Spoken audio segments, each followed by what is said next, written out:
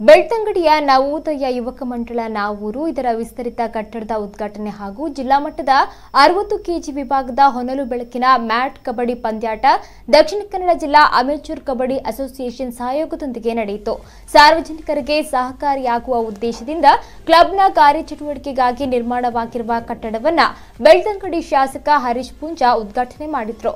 ನಾವೂರು ಹಾಲು ಉತ್ಪಾದಕರ ಸಹಕಾರ ಸಂಘದ ಅಧ್ಯಕ್ಷ ಉಮೇಶ್ ಪ್ರಭು ಹಡೀಲು ಕಬಡ್ಡಿ ಪಂದ್ಯಾಟವನ್ನು ಉದ್ಘಾಟನೆಗೊಳಿಸಿದರು. ಕಬಡ್ಡಿ ಪಂದ್ಯಾಟದಲ್ಲಿ ಒಟ್ಟು 49 ತಂಡಗಳು ಭಾಗವಹಿಸಿದ್ದು, ಧರ್ಮಶ್ರೀ ನಾವೂರು ತಂಡ ಪ್ರಥಮ ಸ್ಥಾನವನ್ನು ಪಡೆದುಕೊಂಡು ಭಾರ್ಗವಿ ಜಿ ಕೆರೆ ತಂಡ ದ್ವಿತೀಯ ಸ್ಥಾನವನ್ನು ಪಡೆದುಕೊಂಡಿತು.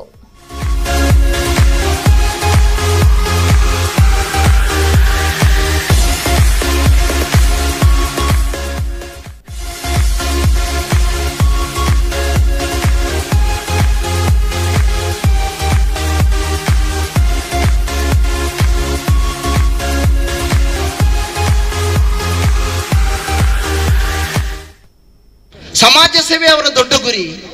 ಆದರೆ ಇಂಥ ಒಂದು ಕಾರ್ಯಕ್ರಮ ಮೊದಲಾಗಿದೆ ಅಂತೇಳಿ ನನಗೆ ಸಂಶಯ ಬರ್ತಾ ಇದೆ.